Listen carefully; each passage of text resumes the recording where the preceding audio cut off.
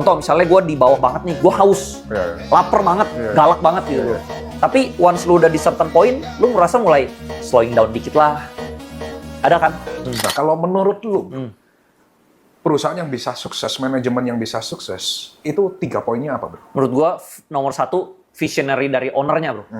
Ownernya ini harus ada visinya tuh panjang. Dia nggak boleh visinya tuh sempit, bro, kecil. Contoh misalnya ada juga nih, misalnya perusahaan konglomerat, tapi ownernya konglomeratnya misalnya udah umur 90, bro.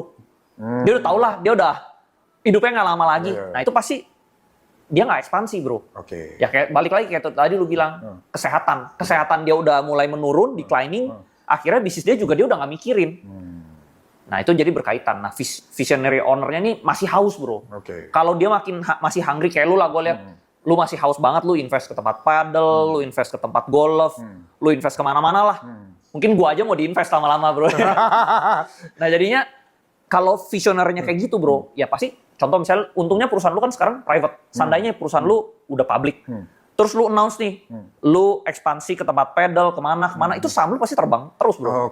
Nah jadi kinerja suatu saham itu tergantung dari visionary ownernya. Itu nomor 1. Nomor 1. Nomor 2 apa? Nomor 2, ownernya harus fokus. Jangan ownernya itu auto fokus ya menurut gua ya. Terlalu banyak lini Terlalu bisnis, banyak. Misalnya, oke lah, misalnya lu emang maunya di sport, tapi setidaknya lu sport semua gitu loh, bro. Jangan misalnya satu di keuangan, satu di otomotif, satu di misalnya di pertambangan, lu bidangnya terlalu beda-beda. Nah ini kan susah maintain-nya. Tapi kalau misalnya keuangan semua, nah ini kan easy, bro. Easy to maintain. Easy to maintain. Masih hulu ke hilir lah. Iya, jadi lu harus fokusnya juga masih ada ownernya gitu loh. Visinya ada, fokusnya ada. 3 ya mungkin masih semangat kali ya, masih semangat kerja keras kali ya.